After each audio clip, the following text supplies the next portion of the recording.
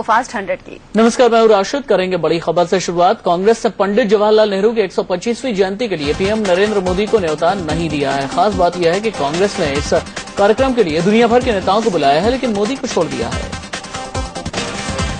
कांग्रेस प्रवक्ता आनंद शर्मा ने इस बात की पुष्टि की है कि पीएम नरेंद्र मोदी को नेहरू जयंती कार्यक्रम में नहीं बुलाया गया है। उन्होंने कहा कि मोदी तो पर्यटक पीएम हैं, इसलिए उन्हें न्योता नहीं दिया गया। कांग्रेस ने देश के पहले प्रधानमंत्री पंडित जवाहरलाल नेहरू की 125वीं जयंती धूमधाम से मनाने का फैसला किया है। कांग्रेस ने पंडित नेहरू की 125वीं जयंती के लिए खास वेबसाइट भी लॉन्च की है। महाराष्ट्र में अब विधानसभा स्पीकर को लेकर घमासान शुरू हो गया है। बीजेपी, शिवसेना और कांग्रेस ने अपने अपने उम्मीदवार मैदान में उतार दिए हैं। तीनों ने नामांकन दाखिल कर भी दिया है। बीजेपी ने हरिभाई बागड़े को स्पीकर के लिए उम्मीदवार बनाया है, जबकि शिवसेना ने विजय आवाती और कांग्रेस ने वर्षा गायकवाड़ को मैदान में उतारा। इससे पहले कांग्रेस ने कहा था कि अगर एनसीपी विधानसभा स्पीकर के लिए अपना उम्मीदवार खड़ा करती है तो हम उनका समर्थन करेंगे, नहीं तो आप हमारे उम्मीदवार का समर्थन कीजिए। महाराष्ट्र में ताजा सियासी उठापटक के बीच शिवसेना के अध्यक्ष उद्धव ठाकरे ने शाम 5 बजे विधायकों की आपात बैठक बुलाई है। शिवसेना के दफ्तर में ये बैठक होगी। शिवसेना महाराष्ट्र विधानसभा में विपक्ष में बैठेगी। इस बारे में पार्टी ने विधानसभा सचिव को औपचारिक रूप से चिट्ठी सौंपकर साफ किया है कि वो बीजेपी सरकार को समर्थन नहीं कर रही है और न ही वो सरकार में शामिल होगी। विधानसभा सचिव को भेजी गई चिट्ठी में शिवसेना ने कहा कि विधायकों के मत को देखते हुए पार्टी ने विपक्ष में बैठना तय किया है। पार्टी ने विपक्ष के नेता पद के लिए एकनाथ शिंदे का नाम प्रस्तावित किया। महाराष्ट्र में विधानसभा के विशेष सत्र का आज दूसरा दिन है। विधानसभा का विशेष सत्र 12 नवंबर तक 3 दिन तक चलेगा। महाराष्ट्र विधानसभा में कल शपथ ग्रहण के दौरान जय विदर्भ का नारा लगाने वाले विधायकों को प्रोटेम स्पीकर ने सस्पेंड करने की चेतावनी दी है। इस विशेष सत्र से उन्हें सस्पेंड किया जा सकता है। शिवसेना ने प्रधानमंत्री नरेंद्र मोदी की तारीफ की है। पार्टी के मुखपत्र सामना में मोदी के नए मंत्रिमंडल का स्वागत किया गया है और लिखा गया है कि पीएम जो भी कदम उठाते हैं सोच समझकर उठाते हैं। सामना में ये भी लिखा गया कि मंत्रिमंडल विस्तार बीजेपी ने चुनावी गणित को देखते हुए मंत्रियों का चयन किया है और पार्टी ने अपने भविष्य को भी नजर में रखा है। शिवसेना के बाद अब आरपीआई ने भी बीजेपी के खिलाफ मोर्चा खोल दिया है। आरपीआई अध्यक्ष रामदास अठावले ने बीजेपी ने उनके साथ धोखा किया ऐसा आरोप लगाया और कहा कि लिखित वायदे को भी पूरा नहीं किया गया।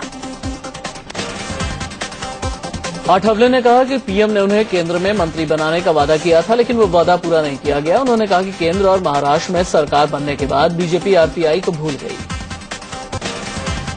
सुप्रीम कोर्ट ने दिल्ली में चुनाव कराने को लेकर दायर केस खत्म कर दिया है। सुप्रीम कोर्ट ने कहा कि विधानसभा भंग हो चुकी है और चुनाव का रास्ता साफ हो गया है, इसलिए अब अर्जी पर सुनवाई की जरूरत नहीं है। सुप्रीम कोर्ट ने आम आदमी पार्टी की उसी याचिका को भी खारिज कर दिया जिसमें मांग की गई थी कि चुनाव की समय सीमा तय कर दी जाए, लेकिन सुप्रीम कोर्ट ने कहा कि चुनाव की तारीखों को देखने का काम चुनाव आयोग का है। विधानसभा भंग करने को लेकर उठाए गए कदम के लिए सुप्रीम कोर्ट ने केंद्र सरकार की प्रशंसा की। साथ ही सुप्रीम कोर्ट ने दिल्ली के उपराज्यपाल नजीब जंग की भूमिका की भी तारीफ की। 10 दिनों के विदेश दौरे पर निकले पीएम मोदी पड़ोसी देश म्यांमार की राजधानी नेफितो पहुंच गए हैं। दौरे के पहले पड़ाव में म्यांमार के बाद पीएम का ऑस्ट्रेलिया और फिजी का दौरा है। म्यांमार में पीएम नरेंद्र मोदी 11, 12 और 13 नवंबर तक 3 दिन तक वहां पर रहेंगे। आज नेफितो में उनकी म्यांमार के राष्ट्रपति यू थिन सिंह से मुलाकात हो सकती है। म्यांमार में 12 नवंबर को पीएम मोदी भारत दक्षिण एशियाई देशों के समूह आसियान के सम्मेलन में हिस्सा लेंगे और 13 नवंबर को पीएम पूर्व एशिया शिखर सम्मेलन में हिस्सा लेंगे। म्यांमार में प्रधानमंत्री मोदी चीन के प्रधानमंत्री ली केकियांग से मुलाकात करेंगे। चीनी प्रधानमंत्री से ये उनकी पहली मुलाकात होगी। साथ ही मोदी म्यांमार में विपक्ष की नेता आंग सान सू की से भी मिल सकते हैं। म्यांमार के बाद पीएम मोदी 14 नवंबर को ऑस्ट्रेलिया के लिए रवाना हो जाएंगे। 15 और 16 नवंबर को पीएम ऑस्ट्रेलिया के ब्रिस्बेन में G20 सम्मेलन में शिरकत करेंगे। ऑस्ट्रेलिया दौरे पर ब्रिस्बेन में जापान के प्रधानमंत्री शिंजो आबे पीएम मोदी को डिनर देंगे। पीएम मोदी के जापान दौरे के बाद से मोदी और आबे एक दूसरे की तारीफ करते रहे हैं। 17 नवंबर को पीएम मोदी सिडनी के ओलंपिक पार्क में आयोजित भारतीयों के कार्यक्रम में हिस्सा लेंगे। इसके बाद 18 नवंबर को मोदी ऑस्ट्रेलिया की संसद को संबोधित करेंगे। 18 नवंबर को ऑस्ट्रेलिया के पीएम टोनी अबॉट ने पीएम मोदी के लिए स्पेशल डिनर रखा है। पीएम मोदी के लिए खास डिनर मेलबर्न क्रिकेट ग्राउंड पर आयोजित किया जाएगा। 17 और 18 को ही ऑस्ट्रेलिया से द्विपक्षीय मुद्दों पर बातचीत होगी। ऑस्ट्रेलिया से पीएम मोदी 19 नवंबर को फिजी के लिए रवाना होंगे। 33 साल बाद किसी भारतीय पीएम की फिजी यात्रा होगी। फिजी में पीएम द्विपक्षीय मुद्दों पर बात करने के बाद 20 नवंबर को स्वदेश लौट आएंगे। अमेरिका के राष्ट्रपति बराक ओबामा भी म्यांमार और ऑस्ट्रेलिया में होंगे। इस दौरे के दौरान मोदी की ओबामा से मुलाकात हो सकती है। ओबामा के अलावा मोदी कई और देशों के राष्ट्र प्रमुखों से भी मिलेंगे। 10 दिनों के इस दौरे में पीएम 24 बैठकों में हिस्सा लेंगे और 40 देशों के राष्ट्राध्यक्षों से मुलाकात करेंगे। पीएम नरेंद्र मोदी का अब तक का ये सबसे लंबा विदेश दौरा होगा। कैबिनेट विस्तार के बाद कल पीएम मोदी ने 7 RCR में मंत्रियों के साथ पहली बैठक की। सूत्रों से खबर है कि पीएम ने मंत्रियों को सगे संबंधियों और दलालों को सरकारी कामकाज से दूर रखने की नसीहत दी। सूत्रों के मुताबिक पीएम ने मंत्रियों से कहा कि कोई ये न समझे कि उनका मंत्रालय स्थायी है। पीएम ने मंत्रियों से कहा कि काम में तकनीक का ज्यादा से ज्यादा इस्तेमाल किया जाए और मीडिया से दूरी बनाकर रखें। नए मंत्रियों के पदभार ग्रहण का सिलसिला जारी है। आज राजीव प्रताप रूडी ने स्किल डेवलपमेंट मंत्रालय में स्वतंत्र प्रभार के राज्य मंत्री का चार्ज ले लिया। बीजेपी ने जम्मू कश्मीर में अलगाववादी नेता सज्जाद लोन की पार्टी पीपुल्स कॉन्फ्रेंस के साथ गठबंधन के कयास को खारिज किया है। केंद्रीय मंत्री जितेंद्र सिंह ने कहा कि बीजेपी कश्मीर में अकेले दम पर चुनाव लड़ेगी। दरअसल कश्मीर में सज्जाद लोन के साथ गठबंधन करने के कयास को तब बल मिला जब लोन ने कल पीएम नरेंद्र मोदी से मुलाकात की। इस मुलाकात को जम्मू कश्मीर के चुनाव से जोड़कर देखा जा रहा है। सज्जाद लोन ने पीएम से मुलाकात के बाद पीएम नरेंद्र मोदी को बड़े भाई की तरह बताया था। हालांकि उन्होंने ये भी कहा कि यह मुलाकात सियासी नहीं थी बल्कि कश्मीर के मुद्दों को लेकर पीएम से बातचीत हुई थी। जम्मू कश्मीर के छदूरा से पीडीपी विधायक जावेद मीर विवादों में है। विधायक अपने विधानसभा क्षेत्र में AK-47 लहराकर घूमते हैं। अपने रौब की तस्वीरें विधायक ने अपने फेसबुक पेज पर पोस्ट की हैं। फेसबुक पर नेताजी की तस्वीर पर कई तरह के कमेंट आने शुरू हो गए हैं। कई लोगों का कहना है कि जावेद मुस्तफा अक्सर बंदूक के साथ ऐसे घूमते देखे जाते हैं। कुछ लोगों ने उनके समर्थन में भी कमेंट किए हैं।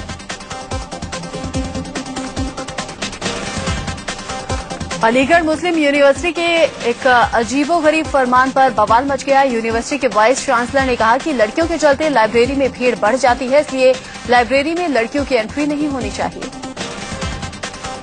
दरअसल अलीगढ़ मुस्लिम यूनिवर्सिटी की लाइब्रेरी में छात्र छात्राओं के लिए बैठने की जगह की कमी है। इस पर वाइस चांसलर का कहना है कि लाइब्रेरी में लड़कियों के आने से 4 गुना ज्यादा लड़के आ जाते हैं।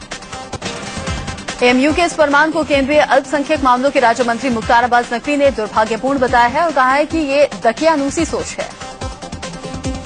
इस तरह का बयान कि उनको लाइब्रेरी में एंट्री नहीं होनी चाहिए या उनके किसी तरह से उनके साथ भेदभाव, निश्चित तौर से ये बहुत बैड टेस्ट में है और किसी भी सभ्य समाज में इस तरह के दकियानूसी विचार स्वीकार नहीं होते। दिल्ली महिला आयोग की अध्यक्षा बरखा सिंह ने कहा कि एएमयू के वाइस चांसलर के उस फरमान से उनकी मानसिकता का पता चलता है। अगर लाइब्रेरी में लड़कियां आएंगी तो उससे लड़के ज्यादा अट्रैक्ट होके आएंगे। अरे जगह नहीं है तो जगह बनाइए। वो अपनी मानसिकता को छोड़ नहीं सकते। उन्हीं चीजों को लेकर वो इस तरह की बातें कर रहे हैं। मैं समझती हूँ ये सरासर गलत है। राष्ट्रीय महिला आयोग की सदस्य शमीना शफीक ने कहा कि लाइब्रेरी में जगह नहीं होती तो जगह बनानी चाहिए, न कि लड़कियों की एंट्री पर रोक की बात करनी चाहिए। लड़कियों को अगर विमेंस कॉलेज की गर्ल्स को अलाउ नहीं किया जा रहा है because of lack of space तो वो समझ में आता है, मगर ये कहना है कि बॉयज की संख्या बढ़ जाएगी क्योंकि गर्ल्स आएंगे, this is really very unfortunate, not expected from VC of university. Chhattisgarh के बिलासपुर में फैमिली प्लानिंग कैंप में 10 महिलाओं की मौत से हड़कंप मच गया। बिलासपुर के कानन पेंडारी में नसबंदी का कैंप लगाया गया था, जहां ऑपरेशन के बाद हालत बिगड़ने से 10 महिलाओं की जान चली गई। 8 नवंबर को स्वास्थ्य विभाग की तरफ से नसबंदी के लिए कैंप लगाया गया था, जहां 83 महिलाओं का ऑपरेशन किया गया, लेकिन ऑपरेशन के तुरंत बाद ही महिलाओं की हालत खराब होने लगी, जिनमें से 10 की मौत हो गई। नसबंदी कैंप में ऑपरेशन के बाद जैसे ही महिलाओं की स्थिति खराब होने लगी, उन्हें बिलासपुर के अलग अलग अस्पतालों में भर्ती कराया गया, लेकिन 10 महिलाओं की जान नहीं बच सकी। कुछ की हालत अभी भी गंभीर है। महिलाओं की मौत मामले में सीएम रमन सिंह ने जांच के लिए 3 सदस्यों की कमेटी बना दी है। मृतक के परिजनों के लिए 4-4 लाख के मुआवजे का ऐलान किया गया है। साथ ही प्रभावितों को 50,000 की मदद मिलेगी। सीएम रमन सिंह ने बिलासपुर में सिम्स में जाकर महिलाओं के हालचाल का जायजा लिया। फैमिली प्लानिंग के प्रोग्राम अफसर समेत 4 डॉक्टरों को निलंबित करते हुए इनके खिलाफ एफआईआर के निर्देश भी सीएम ने दिए हैं। उधर नसबंदी कैंप में ऑपरेशन के बाद महिलाओं की मौत के बाद लोगों का गुस्सा भड़क उठा। अस्पताल के बाहर काफी संख्या में लोगों ने हंगामा प्रदर्शन किया। डॉक्टर्स के खिलाफ कड़ी कार्रवाई की मांग की गई। मध्य प्रदेश के उज्जैन में एक इमारत में आग लगने से हड़कंप मच गया। आग लगने की घटना छोटा सराफा इलाके में हुई। घनी आबादी होने के चलते आग फैलने के खतरे से लोगों में अफरा तफरी मच गई। आग जिस इमारत में लगी वो 3 मंजिला थी। आग इसी इमारत में चल रही थी। दूध की एक डेयरी और साड़ी की एक दुकान में आग लगी। आग की खबर पाकर दमकल की 4 गाड़ियां मौके पर पहुंची और आग बुझाने की कोशिश शुरू की। बताया जा रहा है कि आग पहले दूध की डेयरी से भड़की। शॉर्ट सर्किट के चलते आग लगी और देखते ही देखते बगल की साड़ी की दुकान में भी फैल गई। इसके बाद इमारत धू धू कर जलने लगी। घंटों बाद आग पर काबू पाया जा सका। आग पर जब तक काबू पाया गया, लाखों का सामान जलकर राख हो चुका था। गनीमत रही कि आग लगते ही इमारत में मौजूद लोग बाहर निकल सके, जिससे कोई जख्मी नहीं हुआ। असम के डिब्रूगढ़ में सीआरपीएफ जवानों और भारत कॉर्पोरेशन प्राइवेट लिमिटेड के मजदूरों के बीच जमकर संघर्ष हुआ। मजदूरों ने सीआरपीएफ जवानों पर पथराव किया तो जवानों ने जमकर लाठियां बरसाई। बताया जा रहा है कि सीआरपीएफ के जवानों ने तलाशी के दौरान एक मजदूर के कपड़े उतार दिए। इसी से भड़के मजदूरों ने हंगामा शुरू कर दिया। मजदूर सीआरपीएफ जवान की गिरफ्तारी की मांग कर रहे थे। इंदौर में प्रेमिका को धोखा देना एक लड़की को बड़ा महंगा पड़ गया। शहर के अन्नपूर्णा रोड पर एक लड़की ने सरेआम अपने प्रेमी की पिटाई कर डाली। प्रेमी का कॉलर पकड़कर उसने उस पर कई थप्पड़ बरसाए। दरअसल इस लड़की ने अपने प्रेमी को किसी और लड़की के साथ रंगे हाथों पकड़ लिया। इससे प्रेमिका का गुस्सा 7वें आसमान पर पहुंच गया। उसने लड़के को सड़क पर ही सबक सिखाना शुरू कर दिया। दूसरी लड़की के साथ प्रेमी को देख प्रेमिका ने सवाल जवाब शुरू किया तो प्रेमी ने उस पर हाथ उठा दिया। इसके बाद लड़की ने भी थप्पड़ बरसाने शुरू कर दिए। मारपीट और हो हंगामे के दौरान लड़की जमीन पर भी गिर गई। प्रेमिका जब प्रेमी पर थप्पड़ बरसा रही थी तो सड़क पर भीड़ जमा हो गई। अपने प्रेमी की नई गर्लफ्रेंड पर भी ये लड़की भड़क उठी। किसी तरह से लोगों ने समझा बुझाकर इन्हें यहां से हटाया। इंदौर में एक महिला को नौकरी से निकालना डॉक्टर पर भारी पड़ गया। भड़की महिला डॉक्टर के क्लिनिक में आधम की और आओ देखा न था डॉक्टर की पिटाई कर डाली। पिटाई की पूरी वारदात सीसीटीवी कैमरे में कैद हो गई। क्लिनिक में इस महिला के अचानक आग धमकने से डॉक्टर भी सख्ते में पड़ गए। जब तक कुछ वो समझ पाते महिला ने उनकी पिटाई शुरू कर दी। महिला ने न सिर्फ लात घूंसों से डॉक्टर की पिटाई की बल्कि उसके कपड़े भी फाड़ दिए। इंदौर के न्यू पलासिया इलाके में डॉक्टर अर्पित चोपड़ा ने ठीक से काम नहीं करने के चलते इस महिला को नौकरी से निकाल दिया था। इसके बाद इस महिला ने अपना सारा गुस्सा डॉक्टर पर निकाल दिया। डॉक्टर को बचाने के लिए उनकी पत्नी भी बीच बचाव करने के लिए बीच में आई, लेकिन इस महिला ने डॉक्टर की पत्नी के साथ भी हाथापाई कर उसे किनारे कर दिया और डॉक्टर की पिटाई शुरू कर दी और उसके कपड़े फाड़ दिए। डॉक्टर ने किसी तरह से महिला के चंगुल से खुद को बचाया और क्लिनिक से बाहर निकल गए, लेकिन महिला का गुस्सा नहीं थमा और उसने क्लिनिक में जमकर तोड़फोड़ मचाई और कागजात फेंक डाले। यूपी सरकार के स्वास्थ्य मंत्री ने बस्ती के सरकारी अस्पताल में पहुंचकर कर्मचारियों की क्लास ली। अस्पताल के कर्मचारी हाथ जोड़कर मंत्री के सामने खड़े थे और मंत्री शंखलाल मांझी उन पर बरस रहे थे। स्वास्थ्य मंत्री शंखलाल मांझी को बस्ती के सरकारी अस्पताल में मरीजों से वसूली की खबर मिली तो कर्मचारियों पर भड़क उठे। किसी तरह अस्पताल के कर्मचारियों ने माफी मांगकर मामला शांत कराया। पीएम नरेंद्र मोदी के स्वच्छता अभियान से आईसीआईसीआई बैंक की सीईओ चंदा कोचर भी जुड़ गई हैं। उन्होंने मुंबई के एक बैंक परिसर में झाड़ू लगाकर सफाई की। मशहूर गायक सोनू निगम ने भी पीएम मोदी के सफाई अभियान की तारीफ की। दिल्ली में आयोजित एक प्रोग्राम में उन्होंने लोगों से कहा कि सभी को गंदी जगह जाकर सफाई करनी चाहिए। चुनाव में लगातार मुंह खा रही कांग्रेस को लेकर पूर्व कानून मंत्री हंसराज भारद्वाज ने कहा कि कांग्रेस की डूबती नैया को सिर्फ प्रियंका गांधी ही पार लगा सकती हैं। हंसराज भारद्वाज ने पी चिदम्बरम पर हमला बोला है। उन्होंने कहा कि चिदम्बरम ने कभी पूर्व पीएम मनमोहन सिंह को 2G के लाइसेंस खारिज करने के लिए नहीं कहा था। गोरखपुर से बीजेपी सांसद योगी आदित्यनाथ ने एक कदम आगे बढ़ाते हुए 11 गांवों को गोद लिया है। सांसद ग्राम योजना के तहत एक गांव ही गोद लेने के लिए कहा गया था। सुप्रीम कोर्ट ने मिलावटी दूध के मामले में केंद्र सरकार को फटकार लगाई और 4 हफ्ते में स्टेटस रिपोर्ट मांगी। मिलावटी दूध पर रोक नहीं लगा पाने के लिए सुप्रीम कोर्ट ने केंद्र के साथ साथ सभी राज्य सरकारों पर भी नाराजगी जताई। बधवान विस्फोट मामले में एनआईए ने बांग्लादेशी आतंकी संगठन जेएमबी के आतंकी अमजद शेख को गिरफ्तार किया। पश्चिम बंगाल के बीरभूम का रहने वाला अमजद शेख पर 10 लाख का इनाम था। कोलकाता में एनआईए कैंप ऑफिस के परिसर के बाहर एक धमाका हुआ। हालांकि इसमें किसी तरह के नुकसान की खबर नहीं है। झारखंड के लातेहार से CRPF cobra commando special police ने छापेमारी कर भारी मात्रा में हथियार और विस्फोटक बरामद किए।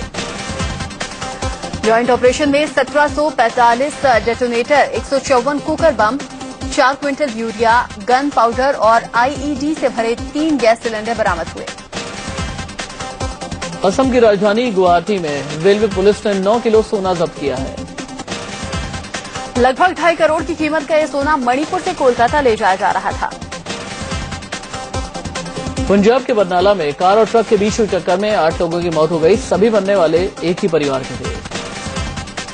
दिल्ली के आश्रम इलाके में तेज रफ्तार बाइक डिवाइडर से टकरा गई। हादसे में बाइक सवार एक शख्स की मौत हो गई, जबकि दूसरा गंभीर रूप से जख्मी हो गया। दिल्ली के वसंत विहार बस डिपो के रेस्टरूम में एक कंडक्टर की रहस्यमय मौत के बाद परिजनों ने जमकर हंगामा किया। दरअसल राजकुमार नाम का कंडक्टर ड्यूटी के बाद दिन में 2 बजे सोने चला गया था। शाम को उसकी लाश रेस्टरूम के अंदर से मिली। दिल्ली पुलिस ने लाजपत नगर इलाके से एक जालसाज को गिरफ्तार किया है, जो गाड़ियों के टैक्स जमा करवाने में फर्जीवाड़ा करता था। मेरठ के कोर्ट में पेशी के बाद बिजनौर लौट रहे एक कैदी को बाइक सवार बदमाशों ने गोली मार दी। उत्तराखंड के उत्तरकाशी में बाघ के हमले में एक शख्स घायल हो गया। साल्ट गांव में बाघ ने उस वक्त हमला किया जब घायल अपने बैल लेकर जा रहा था। हिंदी के आधुनिक पीढ़ी के रचनाकार केदारनाथ सिंह को साल 2013 के लिए देश के सर्वोच्च साहित्य सम्मान ज्ञानपीठ पुरस्कार से नवाजा गया। 1934 में यूपी के बलिया में जन्मे केदारनाथ सिंह ज्ञानपीठ पुरस्कार पाने वाले हिंदी के 10वें लेखक हैं।